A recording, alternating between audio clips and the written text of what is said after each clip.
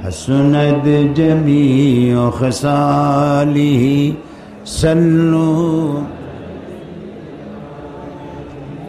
खुद ना थे जुराह पर गैरों के हादी बन गए खुद ना थे जुराह पर गैरों के हादी बन गए क्या नजर थी जिसने मर्दों को मसीहा कर दिया बलगल बिकमाल अल्लाहुम्मा आमीन रब्बना ज़लमना अनफुसना व इन लम तग़फिर लना व तरहमना लनकूनन्ना मिनल खासिरिन। अल्लाह ताआला বগুড়া দারুস সোফা ট্রাস্ট কর্তৃক আয়োজিত 3 দিন ব্যাপী তাফসীরুল কোরআন মাহফিলের আজকের এই উদ্বোধনী দিবসে এশার নামাজের পরে কয়েকবার দরুদ ও সালাম পড়ে তোমার দরবারে হাত তুলেছি। মেহেরবানি করে দরুদ ও সালাম টুকুন সোনার মদিনায় পৌঁছায় দাও। আয় আল্লাহ তাআলা तमाम পৃথিবীর মাটির নিচে যত মুমিন মুমিনাত শুয়ে আছেন তাদের আরোয়ার পরে সওয়াব পৌঁছায় দাও রব্বুল আলামিন। এই বগুড়া শহরে এই বগুড়া জেলায় তোমার দ্বীনের আওয়াজ যিনি বুলন্দ করেছিলেন মাওলানা ফকির আব্দুর রহমান সাহেব আজ দুনিয়ায় নাই। আল্লাহ রব্বুল আলামিন তার কবরটাকে জান্নাতের টুকরা বানাইয়া দাও। তার জীবনের সমস্ত সাইয়াদগুলি হাসানাত দিয়ে বদলায় দাও। জান্নাতের মেহমান তারে তুমি বানাইয়া দাও। আয় আল্লাহ তাআলা এ মাহফিলের আয়োজনে স্থানীয় প্রশাসন এবং এই শহরের অধিবাসী যারা এই সহযোগিতা করেছেন নানানভাবে, আর যারা শুনতে এসেছেন, কিয়ামতের দিন এই কোরআনের মাহফিল আমাদের সকলের জন্য নাজাতের ওসিলা বানিয়ে দিও আল্লাহ।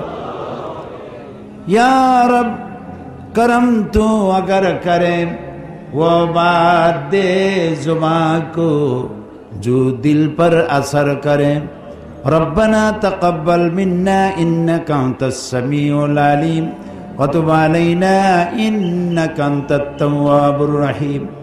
सुब्हान रब्बिका रब्बिल इज्जति अम्मा यसिफून व सलामुन अलल मुरसलीन वल्हम्दुलिल्लाहि रब्बिल आलामीन। বগুড়া দারুস সোফা ট্রাস্ট কর্তৃক আয়োজিত 3 দিন ব্যাপী তাফসীরুল কোরআন মাহফিলের আজকের প্রথম অধিবেশনের সম্মানিত সভাপতি।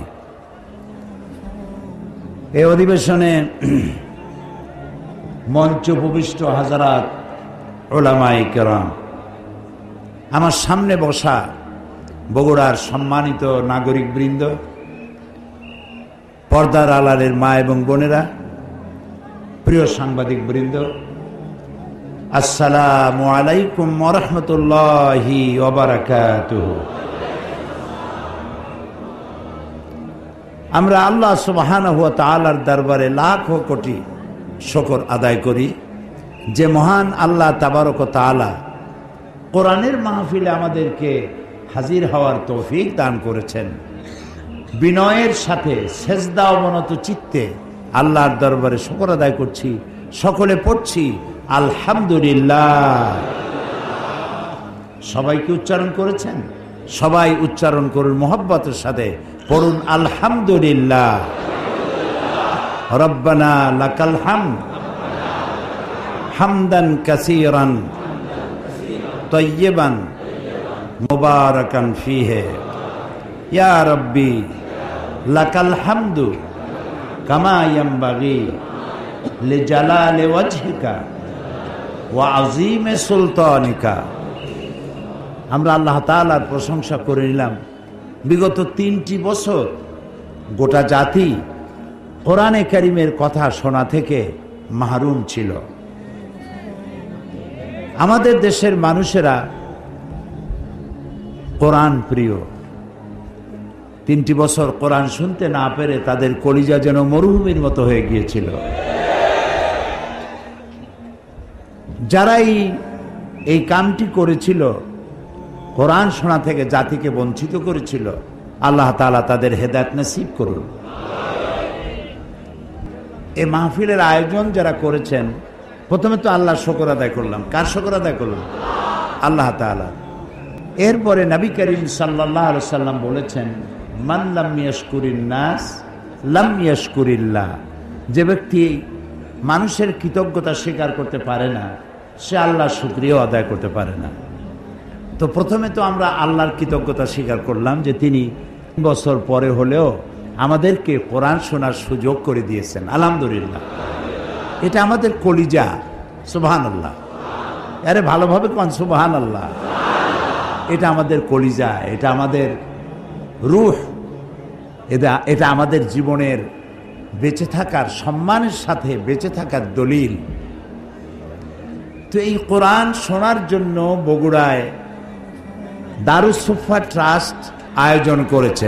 বগুড়া জেলার সম্মানিত জেলা প্রশাসক ডিসি সাহেব এবং সুপারিনটেন্ডেন্ট অফ পুলিশ, ওসি সাহেব, রাজনৈতিক নেতৃবৃন্দ, ব্যবসায়ী বৃন্দ সবাই সহযোগিতা করেছে, আলহামদুলিল্লাহ বলে। কোরআনের মাহফিল, এখানে কোনো আওয়ামী লীগ নাই, এখানে কোনো বিএনপি জামাত নাই, এখানে কোনো জাতীয় পার্টি নেই, এখানে সকলের পরিচয় মুসলমান। সুবহানাল্লাহ বলুন। সকলের পরিচয় কি? এই কোরআনের সাথে কারো কোনো দ্বিমত থাকতে পারে না, তাহলে তো সে ইমানই নষ্ট হয়ে যাবে, ঠিক না ভাই? বগুড়ায় হিন্দুরা আছে না? আমরা হিন্দুদেরকেও স্বাগত জানাই কোরআনের মাহফিলে, তাদেরকে স্বাগতম বলছি। কারণ কোরআন শুধু মুসলমানদের জন্য নয়। আল্লাহ কি শুধু মুসলমানদের? আল্লাহ কি কোরআন শরীফে সূরা ফাতিহায় এরকম বলেছেন, আলহামদুলিল্লাহ রব্বিল মুসলিমিন? কি বলেছেন? আলহামদুলিল্লাহ রব্বিল আলামিন, তিনি সকলের রব। আর যে কোরআন নাজিল করেছে, এটা ঘুরে দাও, এটা মুভ করো। আর যে কোরআন নাজিল করেছেন সে কোরআনটাও সকলের, জিকরুল লিল আলামিন। আর যার উপরে নাজিল হয়েছে তিনি হচ্ছেন রাহমাতুল লিল আলামিন, তিনি সকলের জন্য রহমত। কথা কি বুঝতেছেন? যিনি নাজিল করেছেন তিনি সকলের, যার উপরে নাজিল করেছেন তিনিও সকলের, যে জিনিসটা নাজিল করেছেন তাও সকলের। তাও তো সুবহানাল্লাহ কইতে পারলেন না? হ্যাঁ, যত সুবহানাল্লাহ কবেন জান্নাতের মধ্যে তত আপনার জন্য বড় বড় বিল্ডিং তৈরি হবে। খালি কবেন সুবহানাল্লাহ, আলহামদুলিল্লাহ, আল্লাহু আকবার। সৌদি আরবে গেছেন না হজ করতে লোকেরা, যাই দেখবেন সারা রাস্তায় লেখা আছে লা তানসা যিকরুল্লাহ, আল্লাহর জিকির ভুলে যেও না, উযকুরুল্লাহ, আল্লাহর জিকির করো, আল্লাহু আকবার, সুবহানাল্লাহ, আলহামদুলিল্লাহ। এইগুলি রাস্তা ভরা, যেদিক যাবেন সেদিকে আপনাকে স্মরণ করায় দিবে আল্লাহর জিকির ভুলে যেও না, সুবহানাল্লাহ, সুবহানাল্লাহ। তো আজকে এখানে আমাদের আহলে হাদিসের ভাইয়েরা, তারাও স্যাক্রিফাইস করেছেন। এখানে ব্যবসায়ী নেতৃবৃন্দ, তারাও স্যাক্রিফাইস করেছেন, আলহামদুলিল্লাহ। সকলের স্যাক্রিফাইসে কোরআন শোনা সহজ হয়েছে। সব থেকে বড় শুকরিয়া আল্লাহ তাআলার, যে তিনি দয়া করে সুযোগটা করে দিয়েছেন। আমি আপনাদেরকে কোরআন শোনাতে এসেছি, কোরআন শোনাবো ইনশাআল্লাহ। তবে একটা কথা আপনাদের জেনে রাখা ভালো, লোকেরা আমাকে মুফাসসিরে কোরআন বলে, আমি তো জানি আমি কি, আমি মুফাসসিরে কোরআনের যোগ্য নই, আমি কোরআনের তালিবে ইলম, কোরআনের ছাত্র। সুবহানাকা লা ইলমা লানা, আমার কাছে কোনো জ্ঞান নাই, ইল্লা মা আল্লামতানা, যদি আমার মনিব আমাকে কিছু বলতে দেন তাহলেই বলতে পারবো। আলাইহি তাওয়াক্কালতু ওয়া ইলাইহি উনীব, আমি আমার রবের দিকে ফিরে যাচ্ছি, তিনি যদি দয়া করে আমাকে কিছু বলার তৌফিক দেন, এমন কিছু কথা যা আমার জন্য হেদায়েত হবে, গোটা মিল্লাতের জন্য হেদায়েত হবে, সেই জাতীয় কথা আল্লাহ যেন আমাদের দিয়ে বলান, এবং ভদ্রতার সাথে, আদবের সাথে সে কথাগুলো যেন আমরা আত্মস্থ করতে পারি, এ তৌফিক যেন তিনি আমাদেরকে দান করেন। আমি আগে একটা ভূমিকা দিয়ে নেই, তারপরে তাফসীর করব ইনশাআল্লাহ। ভূমিকাটা কোরআন শরীফের না, কোরআন শরীফের ভূমিকা দেওয়ার মতো ক্ষমতা পৃথিবীর কারোরই নেই। এটা হাত দেওয়ার উপায় নাই, এটা প্রথমেও না, শেষেও না, মাঝখানেও না। এটা সম্পূর্ণটা সলিড। এটা কার? আল্লাহ তাআলা। সুতরাং আল্লাহ তাআলার কালামের ভূমিকা দেওয়ার মতো বেয়াদবি, ধৃষ্টতা কেউ করতে পারবে না। আমি আমার আলোচনার একটা ভূমিকা দিচ্ছি। আমরা 3 জায়গায় ভুল করেছি জীবনে। কয় জায়গায় ভুল করেছি? একটু মুখস্থ রাখেন, কাজে লাগবে। জীবনে 3টি জায়গায় মারাত্মক ভুল করেছি, যে ভুলের খেসারাত আমাদেরকে দিতে হবে যতদিন না আমরা এই ভুলকে সংশোধন করছি। 1 নম্বর ভুল করেছি, আমরা ইসলামকে মনে করেছি গতানুগতিকভাবে একটা ধর্ম, আর কোরআন শরীফকে মনে করেছি গতানুগতিকভাবে একখানা ধর্মীয় পুস্তক। আর মুহাম্মদ সাল্লাল্লাহু আলাইহি ওয়াসাল্লাম বলেন, সাল্লাল্লাহু আলাইহি ওয়াসাল্লাম, তাকে মনে করেছি শুধুমাত্র একজন ধর্মীয় নেতা। এই 3টি ভুল করেছি জীবনে, বড় ভুল। আপনারা কি আমার সাথে একমত? আলহামদুলিল্লাহ। তাহলেই ওয়াজ শুনে মজা আছে, যদি একমত হন। আবার আমি এমন কোনো কথা যদি বলি যেটা কোরআন সুন্নাহ বিরোধী, তাহলে যে কোনো লোক লিখিত আকারে হোক, দাঁড়ায় হোক, প্রশ্ন করে আমার কাছ থেকে জেনে নিতে পারবেন যদি আমি ভুল করি। আমি ভুলের ঊর্ধ্বে নই। প্রথম ভুল করলাম, ইসলামকে মনে করেছি একটা ধর্ম, শুধুমাত্র ধর্ম। তো হিন্দু ধর্ম, খ্রিস্টান ধর্ম, ইহুদি, মজুসি, এই যে কত ধর্ম আছে, ওগুলো যেমন একটা ধর্ম, আমার ইসলাম কি সেই রকম ধর্ম না। ওদের ধর্ম কিছু পূজা পার্বণ, এই কিছু দেব দেবতা, দেব দেবী ইত্যাদির ঘটনা বলি, এগুলি আছে, কিছু গল্প কাহিনী আছে। সে যে ধর্মগ্রন্থ বলেন, আমি কিছু পড়াশোনা করেছি, বেদ, বাইবেল, ত্রিপিটক, তারপরে মহাভারত, পুরাণ, উপনিষদ কিছু পড়ছি। তো ওটা আমি এই বেদ, বাইবেল, সমস্ত ধর্মগ্রন্থকে আমরা শ্রদ্ধা করি। আমরা প্রত্যেকটা উপাসনালয়কে শ্রদ্ধা করি, সেটা মন্দির হোক, সেটা প্যাগোডা হোক, সেটা গির্জা হোক, সেটা গুরুদুয়ারা হোক, সমস্ত উপাসনালয়কে সম্মান করি, সমস্ত ধর্মীয় পুস্তককে সম্মান করি, সমস্ত জাতিকে সম্মান করি। আলহামদুলিল্লাহ বলি, আলহামদুলিল্লাহ। যেহেতু ইসলাম হচ্ছে মহাসাগর, উদার, মহাসাগরের মতো উদার, মহাকাশের মতো উদার। সুবহানাল্লাহ। পাগলেরা তারা বলে ইসলাম হলো মৌলুদবাদ, সাম্প্রদায়িক, হাবিজাবি, এইসব কথা বলে। এগুলো কি পাগল না মাথা গোল, আল্লাহ জানে। তো প্রথম কথা হচ্ছে যে ইসলাম গতানুগতিক কোনো ধর্মের নাম নয়, এটি একটি পূর্ণাঙ্গ জীবন ব্যবস্থা, কমপ্লিট কোড অফ লাইফ, পূর্ণাঙ্গ জীবন ব্যবস্থা। ইসলাম মানুষের জীবনের কোনো খণ্ডিত অংশকে শাসন করে না, নিয়ন্ত্রণ করে না, গোটা জিন্দিগিটাকেই নিয়ন্ত্রণ করে। সুবহানাল্লাহ বলে, তাহলেই আমি মুসলমান। একটা দৃষ্টান্ত দেই, গরু আছে না বগুড়ায়, গরুরে যদি না বাঁধেন তাহলে গরু তো চেনে না যে আপনার জমিন কোনটা আর অন্যের জমিন কোনটা। সে নিজেরটাও খাবে, মালিকেরটা, অন্যেরটাও খাবে, ঠিক না? বোঝে না বলেই তো আপনি দড়ি দিয়ে বাঁধেন। দড়ি দিয়ে বাঁধতে থইলে সে তার নির্দিষ্ট এরিয়ার দড়ি যদ্দূর যাবে অদ্দূর খাবে, এর বাইরে যাবে না। আল্লাহ তাআলা গরুর থেকে মানুষকে সম্মান দিয়েছেন, মর্যাদা দিয়েছেন, সেই জন্য প্রকাশ্য কোনো দড়ি দিয়ে বাঁধেন নেই। আল্লাহ তাআলা একটা অদৃশ্য দড়ি দিয়ে বাঁধছেন, সেই দড়িটার নাম হলো ঈমান। সেই দড়িটার নাম কি? ঈমান। লা ইলাহা ইল্লাল্লাহু মুহাম্মাদুর রাসূলুল্লাহ।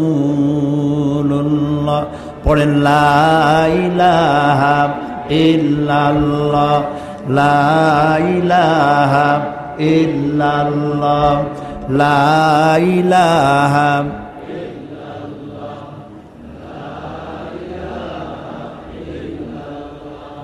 লা ইলাহা ইল্লাল্লাহু মুহাম্মাদুর রাসূলুল্লাহ। এ হলো কলেমার ঈমানের রশি। এটা একটা দড়ি, ঈমানের রশি। এই ঈমানের রশি কলেমা যে পড়লো আর বিশ্বাস করলো, তার গলায় আর হাতে আল্লাহ লাগাই দিলেন। লাগাই দিয়ে বললেন, এইটা হলো মদ, এইটা হলো জেনা, এটা হলো সুদ, এটা হলো ঘুষ, এটা হলো আইল ঠেলা, এটা হলো ওজনে কম দেওয়া, ওইটা হলো খাদ্যে ভেজাল দেওয়া। তিলকা হুদুদুল্লাহ, এই হলো আল্লাহর বর্ডার। সুবহানাল্লাহ, সুবহানাল্লাহ। এই হচ্ছে আল্লাহর বর্ডার। ফালা তাকরাবুহা, খবরদার এই বর্ডার ক্রস করা তো দূরের কথা, এর বাইরেও যেও না, এটার কাছেও যেও না। সুবহানাল্লাহ, সুবহানাল্লাহ বলেন। তো ইমানের রশিদি আমাকে বাঁধা হয়েছে, আর আমার জীবনটাকে নিয়ন্ত্রণ করেছে ইসলাম। আমি ইসলামের কোনো খণ্ডিত অংশকে মানতে পারি না। নামাজ, রোজা, হজ, যাকাত করব কোরআনের কথা মতো, আর বাকি জীবনের বিস্তীর্ণ অঙ্গন ছেড়ে দেব নফসের উপরে, অন্য কারো উপরে। এটা আর যাই হোক মুসলমান হইতে পারবে না, এটার নাম ইসলাম নয়।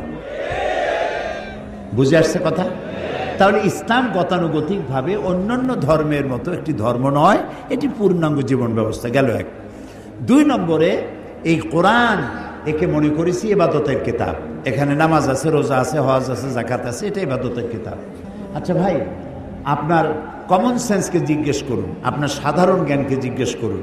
শুধু যদি নামাজ, রোজা, হজ, যাকাতের কথা হয়, তাহলে তো এক পারা নাজিল করলেই হইতো। বলেন আপনারা, এক পারায় হইতো না? সেই তো বেশি, টু মাচ, নামাজ, রোজা, হজ, যাকাত। কিন্তু 30 পারা নাজিল হইল কোরআন শরীফ। যেখানে এক পারা নাজিল করলে হইতো, সেখানে 30 পারা আল্লাহ নাজিল করলেন। তাহলে কোরআন শরীফটা আছে কি, সেটা তো আমাকে বুঝতে হবে। এটা বেদ না, এটা বাইবেল না, এটা ত্রিপিটক না, এটা জিন্দাবিস্তা না, এটা কোরআন। এটা কি বলে? এটা হচ্ছে কোরআন। এর মধ্যে সব আছে যা অন্যদের কাছে নাই। অন্যরা, আমি আগেই বলেছি, আমি কিন্তু কোনো ধর্মকে, কোনো ধর্ম পুস্তককে কখনো খাটো চোখে দেখি না, জীবনেও দেখিনি, আজও দেখবো না, ভবিষ্যতেও দেখবো না। আমি তাদেরকে সম্মান করি। কিন্তু আপনারা পড়াশোনা করেন, আপনারা দেখেন, বেদ সম্পর্কে কথা আছে যে ব্রাহ্মণরা ছাড়া বেদ যদি লোয়ার কাস্ট, বর্ণশ্রেণীর হিন্দুরা যদি স্পর্শ করে, 14 গোষ্ঠী নরকে যাবে। কিন্তু কোরআন শরীফ সম্পর্কে কি এই কথা আছে যে হুজুররা, মৌলানা আলমগীর সাহেব আর সভাপতি সাহেব, এই যে মৌলানা যারা আছে, ওনারা ছাড়া সাধারণ মানুষের কোরআন ধরলে হাবিয়া দুজকে যাবে? আছে এরকম কথা? নাই। আল্লাহ তাআলা এটাকে বানাইছেন হুদান লিন্নাস, মানব গোষ্ঠীর জন্য হেদায়েতের কিতাব। সুবহানাল্লাহ। কাজে এটা, এর মধ্যে আল্লাহ সব বলেছেন। আমাদের কপাল খারাপ, যার জন্য আমরা এটা পড়ি নেই। যদিও পড়েছি, শুদ্ধ হয়নি, অশুদ্ধ তেলাওয়াত করেছি, পড়তেও জানি না, তেলাওয়াত তো জানিই না, বোঝা তো দূরের কথা। এই যে হাজারো হাজার মানুষ এখানে, আমি যদি জিজ্ঞেস করি কোরআনে কারীমকে বিশুদ্ধভাবে তেলাওয়াত করতে পারেন কয়জন, যদি হাত তুলতে বলি, তাহলে হাত কি বেশি উঠবে না কম উঠবে? আচ্ছা, তারপরে যদি বলি বিশুদ্ধ তেলাওয়াত কিছু জানলেন, কোরআন শরীফ বোঝেন কয়জনে, সূরা ফাতিহা কয়জনে বোঝেন, সামি আল্লাহু লিমান হামিদার অর্থ কয়জনে জানেন, সূরা কাউসার, সূরা মাউন, সূরা ইখলাস, সূরা কাফিরুন, এই যে নামাজগুলো ছোট ছোট সূরা দিয়ে পড়েন, এই সূরা বোঝেন কয়জনে? যদি হাত উঁচু করতে বলি, হাতকে বেশি উঠবে না কম উঠবে? আরও কম উঠবে। সেই জন্য আপনাদেরকে কষ্ট করে হাত উঠাইতে বললাম না, স্মরণ করবে আপনাদের। তাহলে কোরআন শরীফের সাথে আমাদের সম্পর্ক আসলে নাই, এটা ঠিক কিনা? বলেন ঠিক কিনা? কোরআন শরীফের সাথে সম্পর্ক হয় কখন? যখন আমাদের কেউ মারা যায়।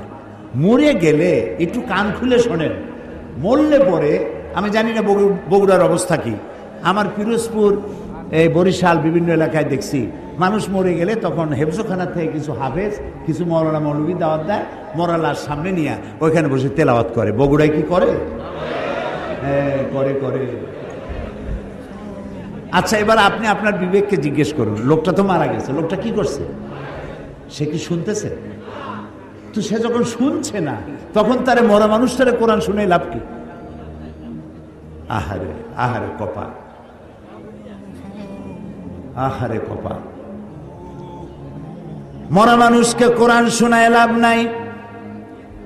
আল্লাহর নবী বলেছেন, মুমূর্ষ ব্যক্তির কাছে বসে কেউ যদি সূরা ইয়াসিন তেলাওয়াত করে, তাহলে আল্লাহ রাব্বুল আলামিন মুমূর্ষ ব্যক্তির মৃত্যুর আযাবকে কমাইয়া দিবে। তো যখন মরতে পড়ছিল সে সময় পড়েন নাই, ছেলেটারে কোরআন শিখান নাই, মেয়েটারে কোরআন শিখান নাই, বউতেও জানেন না, নিজেও জানেন না, মরে গেছেন। মৌলভী সাহেবদের ভাড়া, মৌলভী সাহেবদেরকে আনিয়া, ভাড়া বললাম না, শব্দটা বেয়াদবি হয়ে যাবে, তাদেরকে নিয়ে আসছেন। আনার পরে ওনারা তেলাওয়াত করলেন। এখন বোঝেন ওরা তো ছাত্র মানুষ, হেফজখানা থেকে 20 জন ছাত্র নিয়ে এসছেন। ছাত্র, ছোট মানুষ, ওরা তেলাওয়াত করতে গিয়ে যদি মনে মনে ভাবে যে যদি 1000 টাকা দেয় তাহলে ভাগো পাবো, 25 জন আসছি, 50 টাকা না 60 টাকা, ওই ভাগে কত পাবে সেই চিন্তাও করতেছে, তেলাওয়াতও করতেছে। তো সে যখন ভাগে পাবে কত এই চিন্তা করে তেলাওয়াত করতেছে, আল্লাহর কসম কোনো সওয়াব হবে না। তো কোনো সওয়াবও হইল না, মুদ্দারেও শুনল না, মেহনত বরবাদ, গুনাহ লাজেম, কোনো কাম হইল না। মরা মানুষে কোরআন শুনবার জন্য কোরআন আসে নাই, জিন্দা মানুষে কোরআন শুনবার জন্য কোরআন নাজিল হয়েছে। সুবহানাল্লাহ। তাহলে 2 নম্বরের ভুল করছি, কোরআনটা বিশুদ্ধ তেলাওয়াত করি নেই, কোরআনটা বুঝি নেই। এর ব্যাখ্যা আমি সামনে গিয়ে দেবো, আমি ভূমিকার কথা বলে শেষ করতেছি। 3 নম্বরে আর একটা ভুল করছি, মুহাম্মদ সাল্লাল্লাহু আলাইহি সাল্লামকে শুধুমাত্র একজন ধর্মীয় নেতা, অন্যান্য ধর্মের নেতা আছে যেমন আমি নাম নিলাম না কারো, ওই রকম ইসলাম ধর্মের নেতা মুহাম্মদ সাল্লাল্লাহু আলাইহি সাল্লাম। আসলে কি তাই? আল্লাহ তার নবীকে শুধু মুসলমানদের জন্য নেতা বানান নাই। রব্বুল আলামিন কোরআনে কারীমের মধ্যে বলেছেন, কুল ইয়া আইয়ুহান নাসু ইন্নী রাসূলুল্লাহি ইলাইকুম জামিআ। আল্লাহ রাব্বুল আলামিন বলেন, নবী আপনি ঘোষণা করুন, আমি আল্লাহর পক্ষ থেকে তামাম পৃথিবীর সব মানুষের জন্য রাসূল হয়ে এসেছি। মুহাম্মদ সাল্লাল্লাহু আলাইহি ওয়াসাল্লাম বিশ্ব নবী। তিনি কি নবী? তিনি মানবতার নবী, মানবতার বিশ্বস্ত বন্ধু, মানবতার মহান শিক্ষক। তার মতো সম্মানী আল্লাহর পরে, জমিনের উপরে, আরশের নিচে আর কেউ নাই। ভালো করে কোন সুবহানাল্লাহ। এত সম্মান আল্লাহ তাকে দিয়েছেন, এইরকম সম্মান পৃথিবীতে কেউ পায় নাই। বিশাল সম্মানের অধিকারী তিনি। সেই মুহাম্মদ সাল্লাল্লাহু আলাইহি সাল্লামকে আমরা বানাইলাম, তিনি একজন ধর্মীয় নেতা মাত্র। তিনি শুধু ধর্মীয় নেতা নন, পৃথিবীর সাদা এবং কালো মানুষের ব্যবধান দূর করছেন তিনি। তিনি নারীর অধিকার দিয়েছেন, শিশুর অধিকার দিয়েছেন, শ্রমের মর্যাদা দিয়েছেন। আজকে রিক্সাওয়ালা দেখে যুবক ছেলে কলেজে বা হাই স্কুলে পড়ে, রিক্সাওয়ালার দাড়ি পাকা, এই রিক্সা এদিকে আসো, তুমি তুমি করে কথা বলে। আমাদের ওদিকে বলে, বগুড়ায় বলে না, বলে আহারে। ওই রিক্সাওয়ালার বয়সের চাইতে তার নাতির বয়স হবে, সে তাকে, যেহেতু সে শ্রমিক, কাজ করে খায়, কাজী তার দাম নাই। ঘুষ খায় যেগুলায়, ওগুলার দাম আছে। রিক্সাওয়ালার পয়সার চাইতে হালাল পয়সা কার আছে আমার তো জানা নেই। কি যে কষ্টটা করে, সারাটা দিন অমানবিক পরিশ্রম করে, মাথার ঘাম পায়ে ফেলাইয়া পয়সা উপার্জন করে। আর তুমি তোমার বয়সে বড়, বাপের বয়সী, দাদার বয়সী, তুমি ছাড়া কথা বলতে পারো না, তোমার লজ্জা হওয়া উচিত। তুমি যুবক, এমএ পাস করেছো, চাকরি বাকরি নাই, বিয়েটা করে শ্বশুরের গাড়ি গিয়ে চড়ছো। হাল চাষ করো না, ইজ্জত যাবে। এমএ পাস করছো তো, বেবি ট্যাক্সি চালাবা না, ইজ্জত নষ্ট হবে। তারপরে এই বগুড়ায় বটবটি না কি আছে, চটপটি না কি বলে, বটবটি, বটবটি, নসিমন, বসিরন, কসিমন, এগুলো হাত দিলে ইজ্জত নষ্ট হবে। তুমি এমএ পাস করলেও রিক্সাওয়ালার দাম বেশি আল্লাহর কাছে, কারণ রাসূল বলেছেন, আল কাসিব হাবিবুল্লাহ, সহস্তে উপার্জনকারী ব্যক্তি আল্লাহর বন্ধু। সুবহানাল্লাহ। সুতরাং ইসলাম শ্রমের মর্যাদা দিয়েছে, শ্রমিককে উপরে উঠায় দিয়েছে, সমস্ত মানবতার অধিকার দিয়েছে, সমস্ত ধর্মের অধিকার দিয়েছে। আল্লাহ তাআলা কোরআন শরীফে বলেছেন, অন্যের দেবদেবীকে গালি দিও না, কারো দেবতা দেবীকে গালি দিবা না, আল্লাহ নিষেধ করেছেন। কারো মন্দির, কারো প্যাগোডা, কারো গির্জা ভাঙবা না, আল্লাহ নিষেধ করেছেন। সুবহানাল্লাহ বলে। এর চাইতে মানবাধিকার কোথায় পাবেন? ইসলাম যা বলেছে, না জানার কারণেই এক শ্রেণীর লোকেরা বোমা মাইরিয়া ইসলাম কায়েম করতে চায়। এ পাগলের চাইতেও ছাগল, এগুলো পাগলের চাইতেও ছাগল, অধম। আল্লাহ তাআলা তার রাসূলকে বলেছেন, ইন্নামা আনতা মুযাক্কির লাস্তা আলাইহিম বিমুসাইতির। হে রাসূল, আপনাকে পাঠাইছি উপদেশক করে, আপনাকে দারোগা করে পাঠাইলে লাঠি মেরে মানুষের হেদায়েত করবেন কোনো প্রয়োজন নাই। ইন্নাকা লা তাহদি মান আহবাবতা, যারই খুশি আপনি তারে হেদায়েত করতে পারবেন না। হেদায়েতের মালিক জোরে বলেন আল্লাহ, বলেন আল্লাহ, আল্লাহ, আল্লাহ, তিনি হচ্ছেন একমাত্র মালিক হেদায়েতের। তো সেই জন্যে আমার ভূমিকা শেষ। 3টা জায়গায় যে ভুল করছিলাম, এই ভুলগুলি সংশোধন করতে চাই।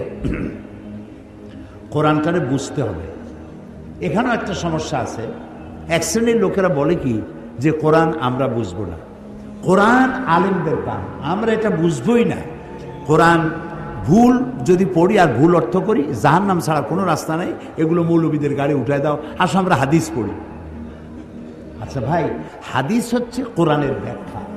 হাদিস কোরআনের কি ব্যাখ্যা? হযরতে আব্দুল্লাহ ইবনে মাসউদ রাদিয়াল্লাহু তাআলা আনহু তিনি বলেছেন, আমরা যখন কোনো হাদিস বলি তখন তোমরা ধরেই নেবা এটা আমরা কোরআনের ব্যাখ্যা করতেছি। সুবহানাল্লাহ। এই কোরআনে নামাজের কথা আছে, নামাজের কথা আছে, কিন্তু জোহর কয় রাকাত, আসর কয় রাকাত, মাগরিব কয় রাকাত তা কি আছে? নাই। এই কোরআনে যাকাতের কথা আছে, কিন্তু সোনা কতটুক হলে, রূপা কতটুক হলে, দান কতটা হলে, গরু কতটা হলে দিতে হবে তা কি আছে এখানে? এখানে হজের কথা আছে, কিন্তু কয়বার তওয়াফ করবেন, রামি হেজার কিভাবে করবেন, সাফা মারোয় গিয়ে কি করবেন, উকুফে আরাফা কিভাবে করবেন তা কি আছে কোরআন শরীফে? নাই। কাজী ব্যাখ্যায় আপনি কখন যাবেন? যখন আসলটা পড়বেন। আপনার কাছে আসলের খোঁজ নাই, আপনি ব্যাখ্যা নিয়ে লাভালাভি করতেছেন, কি আশ্চর্য কথা! এই আক্কলের উপর আল্লাহ হেদায়েত করুন, বলেন আমিন। আপনি হাদিসের কাছে যাবেন তো কোরআন পড়িয়া তারপরে যাবেন হাদিসের কাছে। আর আপনি যদি বলেন যে কোরআন আমরা বুঝবো না, কোরআন কঠিন, তাহলে আপনি শয়তানের একটা ওয়াসওয়াসায় পড়েছেন। যেখানে আল্লাহ বলছেন আমি সহজ করেছি, কে বলেছে? আল্লাহ। বলেন আরো জোরে কোন? আল্লাহ রাব্বুল আলামিন সূরা কামারের ভিতরে একই কথা 4 বার উচ্চারণ করেছেন। আল্লাহ রাব্বুল আলামিন বলেছেন, ওয়ালাকাদ ইয়াসসারনাল কুরআনা লিযিকরি ফাহাল মিন মুদ্দাকির। আমি আল্লাহ রাব্বুল আলামিন অবশ্যই কোরআনকে বোঝার জন্য আমি আল্লাহ সহজ করে দিয়েছি। আছে কি কেউ এর থেকে উপদেশ গ্রহণ করার? আল্লাহ বলছেন আমি করছি সহজ, আর আমরা কপাল পোড়া, আমরা বলছি কোরআন খুব কঠিন, বুঝবো না, চলো যে আমরা হাদিস পড়ি। আশ্চর্য কথা। এই জন্য কোরআন শরীফ পড়ার সময় বিসমিল্লাহ পড়া বাধ্যতামূলক নয়। কোরআন শরীফ পড়ার সময় বিসমিল্লাহ পড়া বাধ্যতামূলক নয়, কিন্তু আউযু বিল্লাহি মিনাশ শাইতানির রাজিম পড়া বাধ্যতামূলক। ওয়াইজা কারাআতাল কুরআনা ফাস্তাইজ বিল্লাহি মিনাশ শাইতানির রাজিম। যদিও প্রত্যেকটা সূরা শুরু হয়েছে বিসমিল্লাহ দিয়ে। কোরআন শরীফের সূরা সংখ্যা কত? 114। প্রত্যেকটা সূরায় আছে, একটা সূরায় নাই বিসমিল্লাহ। ওটা কোনটা? সূরা তাওবা। তো 114টা সূরার 113টা সূরায় বিসমিল্লাহ আছে, একটাই নাই। সেই অভাব আল্লাহ পূর্ণ করেছেন সূরা আন-নামলে। শুরুতে আর ভেতরে 2 বার বিসমিল্লাহ কইয়া 114 পুরো করে দিয়েছেন। তো বিসমিল্লাহ পড়া বাধ্যতামূলক নয়, কিন্তু আল্লাহ তাআলা বলছেন ওয়াইজা কারাআতাল কুরআনা, যখন তোমরা কোরআন শরীফ পড়বে, ফাস্তাইজ বিল্লাহ। ফাস্তাইজ আমরের সিগা, হুকুম, আল্লাহ অর্ডার করছেন, শয়তানের ওয়াসওয়াসা থেকে পানাহ চেয়ে নাও। আপনি যদি আউযু বিল্লাহ ছাড়া কোরআন পড়েন, ওয়াজিব তরকের গুনাহ হবে। এটা আল্লাহ এত কড়া হুকুম দিলেন কেন? এই জন্য দিয়েছেন, শয়তান তোমার কোরআন থেকে দূরে সরায় দেবে, শয়তান তোমার কোরআন বুঝতে দেবে না। এই জন্য তো মানুষ কোরআন বোঝে না। শয়তানে কয় যে এ কোরআন বুঝবা না। কে কয়? শয়তানে কয় কোরআন বুঝবা না। সেই জন্য কোরআনে চুমা দেয়, মাথায় লাগায়, বুকে লাগায়। আচ্ছা, কোরআন বুকে লাগানো চুমা দেওয়া মোটেই নিষেধ নাই। আমি কোরআনে চুমা দেবো না, দেবো কিসে? কোরআনেই চুমা দেবো, এটা মাথায় রাখবো, বুকে রাখাবো, কিন্তু চুমা দেওয়াই কি সব? সব। এখন আমাদের কপালটা ফুটছে না এই পৃথিবীতে। আমি যদি প্রশ্ন করি বগুড়াবাসীকে, আমি জানি বগুড়ার লোকেরা খুবই সুশিক্ষিত, মার্জিত, সব দিক থেকে ভালো, আলহামদুলিল্লাহ। আমি যদি প্রশ্ন করি যে এই পৃথিবীতে সব থেকে লাঞ্ছিত, অবহেলিত, মার খাওয়া জাতি কোনটা, কি জবাব দেবে? মুসলমানেরা। ফিলিস্তিনে কারা মার খায়? আফগানেরা কি? কাশ্মীর, বজনিয়ায়, চেচনিয়া, এরিত্রিয়া, সারা দুনিয়ায় মার খায় মুসলমানেরা। অথচ একটু লক্ষ্য করেন, অথচ পৃথিবীতে অন্তত 50টার মতো দেশ আছে মুসলমানদের করতলগত, হাতের মুঠায়। কটা দেশ? 50টা দেশ। পৃথিবীতে যে ওয়েলথ আছে, সম্পদ, এর 1/50 অর্থাৎ অর্ধেকেরও বেশি সম্পদ মুসলমানদের হাতে। পেট্রোল, গোল্ড, রাবার, কয়লা, সিলভার, কটন, এই উল্লেখযোগ্য সম্পদ মুসলমানদের হাতে। 1/50 মুসলমানদের হাতে। পপুলেশনের দিক থেকে সারা দুনিয়ায় বর্তমান পপুলেশন হচ্ছে 600 কোটি। এই 600 কোটি জনগণের মধ্যে 1/4 অর্থাৎ 150 কোটি হচ্ছে মুসলমান। দেশ হলো 50টা, সম্পদেরও অর্ধেকেরও বেশি আপনার। জনসংখ্যার দিক থেকে আপনি 1/4 পৃথিবীর, অথচ আপনি জুতা খাওয়া, লাথি খাওয়া, মার খাওয়া, না খায় থাকা, কষ্ট করা আর স্বাধীনতা হারানো, সব জায়গায় বঞ্চিত, লাঞ্ছিত, অবহেলিত, নির্যাতিত, নিগৃহীত জাতি মুসলমান। এটা কেন? এটা এই জন্য যে আমাদের কাছে কোরআন আছে, সেই জন্য আমরা আমাদের ইজ্জত হারাইছি। হ্যাঁ, দেখেন আল্লাহ কি বলেন। শুরু হচ্ছে তাফসীর। শয়তানের ওয়াসওয়াসা থেকে পানাহ চেয়ে নেন, আল্লাহর হুকুম নামে শুরু করছি। তাহা মা আনজালনা আলাইকাল কুরআনা লিতাশকা ইল্লা তাযকিরাতান লিমান ইয়াখশা তানযীলাম মিম্মান খালাকাল الأرض والسماوات العلى سبحان الله। কি মজার কোরআন! আহারে জাতি, যেই জাতিরে আল্লাহ বানালেন শ্রেষ্ঠ জাতি, সেই জাতি আজ নিকৃষ্ট জাতিতে পরিণত হয়ে গেছে।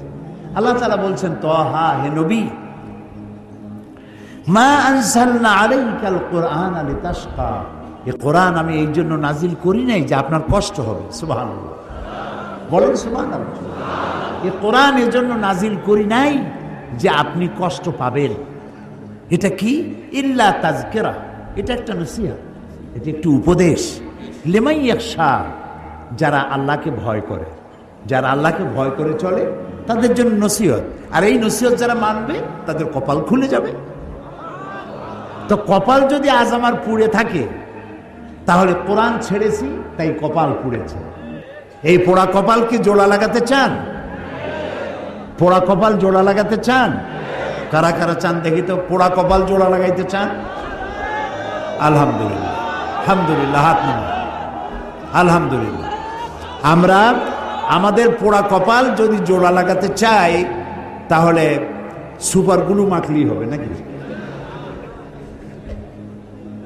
সুপার গ্লুতে কাজ হবে না। আল্লাহ রাব্বুল আলামিন বলেছেন,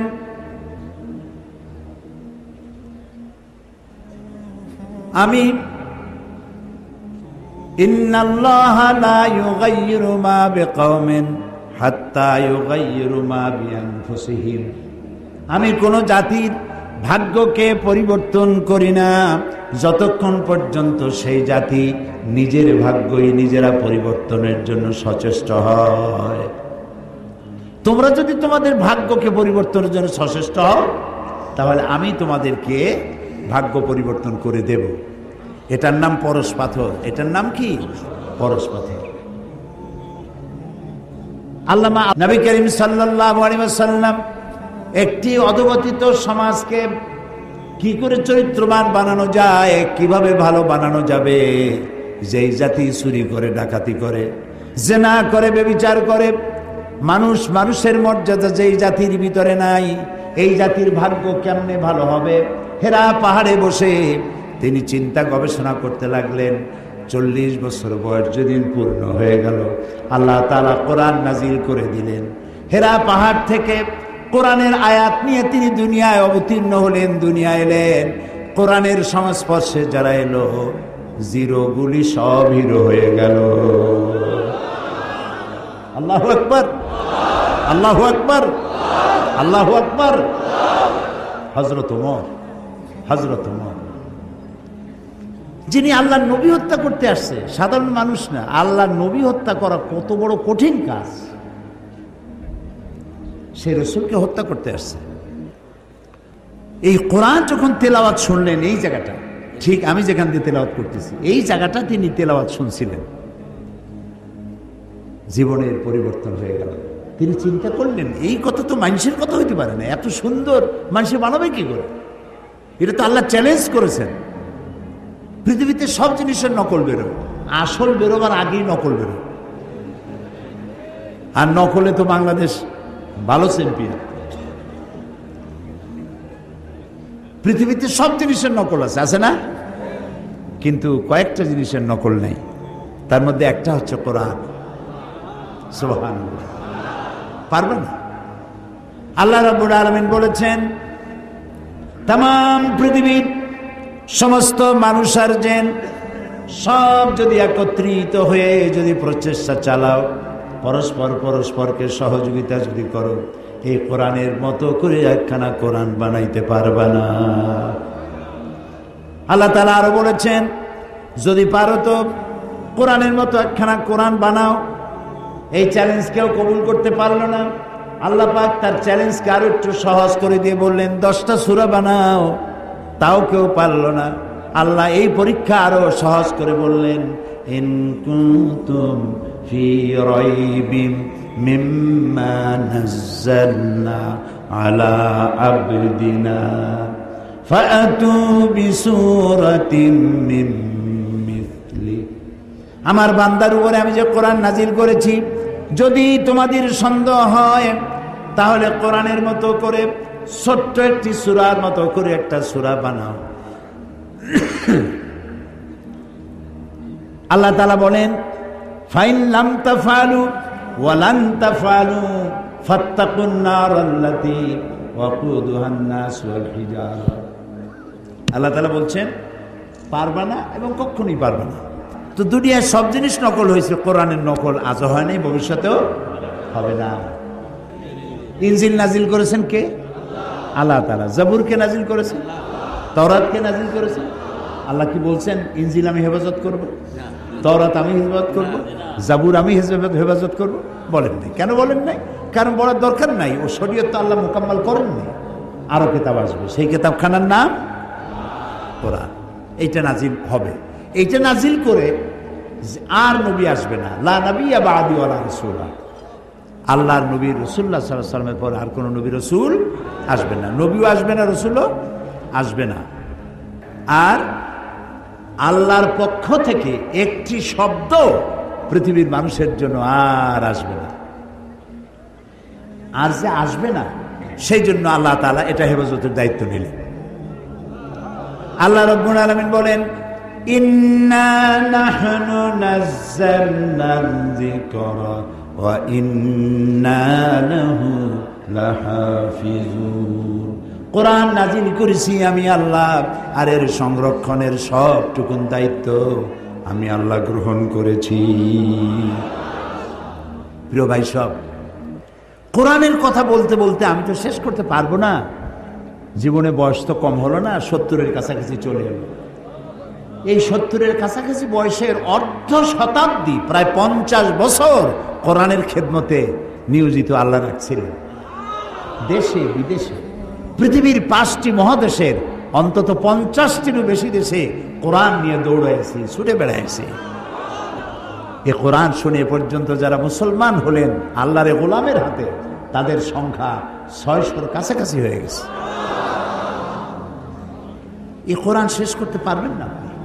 দুনিয়ার কোন মুফাসসির বলতে পারবে না আমি যে তাফসীর করলাম আর লাগবে না, this is the final and last, এরপরে আর লাগবে না। কেউ বলতেও পারে নাই, কেউ লিখতেও পারে নাই।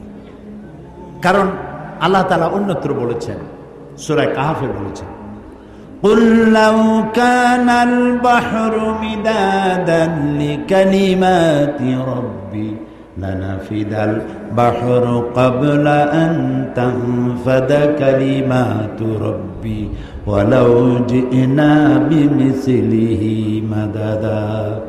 হে নবী, আপনি বলুন, তাম পৃথিবীর সমস্ত সমুদ্র মহাসমুদ্রের পানি যদি কালি হয়ে যায়, আর সেই কালিগুলি যদি দিয়া আমার রবের কালামের ব্যাখ্যা লেখা যদি শুরু হয়ে যায়, লিখতে লিখতে সমস্ত পানিগুলি শেষ হয়ে যাবে, আমার রবের কালিমার ব্যাখ্যা লেখা শেষ হবে না। এক মহাসমুদ্র। আমি খুব খুশি হয়েছি। আমি তো দেখতেছি মাহফিল, প্রথম দিনের দৃশ্য। আপনারা যারা আসছেন, আমার মনে হয় 5 অতিরিক্ত 10% দাড়ি পাকা, অতিরিক্ত বেশি 90% আপ, ওভার 90% যুবক দিয়ে ভরা মাহফিল। সুবহানাল্লাহ। আমি যুবকদেরকে সালাম করি, আমি যুবকদেরকে সালাম করছি। তোমরা আমাদের ভবিষ্যৎ, তোমরা আমাদের অ্যাসেট, তোমরা আমাদের মেরুদণ্ড। মেরুদণ্ড যদি সোজা থাকে মানুষটা সোজা হয়ে হাঁটতে পারে, মেরুদণ্ড বাঁকা হয়ে গেলে মানুষটা সোজা হয়ে হাঁটতে পারে না। জাতির ব্যাকবোন হচ্ছে ইয়াং জেনারেশন। নষ্ট হয়ে গেল সিনেমা, নাটক, গান, ওপেন কনসার্ট, নষ্ট হয়ে গেল। আরে অথচ এরাই হতো শাহজালাল, এরাই হতো শাহ মাকদুম, এরাই হতো খান জাহান আলী, এরাই হতো শহীদ তিতুমির, এরাই হতো হাজী শরিয়তুল্লাহ। আহারে কপাল খারাপ। কি সুন্দর সোনার টুকরা ছেলে, গান বাজনা নাচ, রাস্তায় হাঁটে আর ঢোলে, এদিক লাফায় ওদিক লাফায়। জিজ্ঞেস করলাম ওরম করে কেন, এর কি কোনো মানসিক প্রতিবন্ধী নেই? কয় না হুজুর, কোমরের মধ্যে ওয়াকম্যান আছে। ওয়াকম্যান কি? কয়ে ওর মধ্যে গান বাজে আর কানের মধ্যে ঢুকানো আছে, রাস্তায় গানের তালে তালে হাঁটে, রিক্সার তলে পড়ে না ট্যাক্সির তলে পড়ে, দিশা নেই, খালি শুনতেছে। ওই যুবকের দোষ না তো। ওই যুবকের যদি দোষ থাকবে তাহলে সিনেমায় থুইয়া ও তাফসীর মাহফিলে আসছে কেন? ও তাফসীরের মাহফিলে আসছে যুবকের গায়ে মুসলমান মায়ের রক্ত, ওর গায়ে মুসলমান পিতার রক্ত। ও তাফসীর ছাড়া যাবে কই? সুবহানাল্লাহ। যেখানেই থাকুক, ঘরের ছেলে ঘরে ফিরে এসেছে। আলহামদুলিল্লাহ, আলহামদুলিল্লাহ, সবাই বলেন আলহামদুলিল্লাহ। যুবকদের বেশি করে কোরআন পড়া দরকার, কোরআন বোঝা দরকার, কিন্তু তা পড়তে দেওয়া হয় না, বুঝতে দেওয়া হয় না। ওরা তো যুবক মানুষ, বোঝে না। গল্পের বই কেনে, নাটক, উপন্যাস। এই নাটক, উপন্যাস, গল্পের বই, ওতে আছে কি? একটু পড়ো, তুমি তোমার বিবেককে জিজ্ঞেস করো। যত বড় লেখক, আমি নাম নেব না কোনো লেখকের, বহুত বড় বড় লেখক আছে, তাদের লেখা নভেল, নাটক ইত্যাদি, এত বড় বড় বই, রচনাবলী, এগুলো পড়ে। ওর মধ্যে আছে কি? রাজার মেয়ের সাথে কোতোয়ালের ছেলের প্রেম হলো, সেই প্রেম ক্রমান্বয়ে গভীর থেকে গভীরতর। তারপরে SMS করলো, এরপরে বিশ্ব ভালোবাসা দিবসে রমনা বটমূলে দেখা হলো। তারপরে কি হলো? তারপরে কি হলো? তারপরে সব শেষ হলো। একটা রোমান্স, একটা রোমান্স। পয়সা খরচ করে যে বইটা পড়লা, কি শিখলে? 250-300 টাকা দিয়া প্রিয় লেখকের লেখা বই কিনছো, আহারে কিচ্ছু পাও নাই, কিচ্ছু নাই। 0 + 0 + 0 + 0 ফ্রম বগুড়া টু গাবতলী, কিচ্ছু নেই।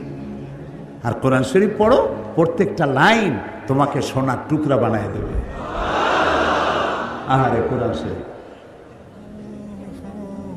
হযরত ওমর বলেন, জাহালাতের সময় আল্লাহর নবীকে লাঞ্ছিত করার জন্য আমি হারাম শরীফে প্রবেশ করলাম। আমি দেখতে পেলাম তিনি নামাজ পড়ছেন। মনে মনে ভাবলাম নামাজের সময় কিছু করব না, নামাজটা শেষ হয়ে যায়। রাসূল নামাজের মধ্যে তেলাওয়াত করতেছিলেন, শব্দ করে আওয়াজ করে তেলাওয়াত করতেছিলেন।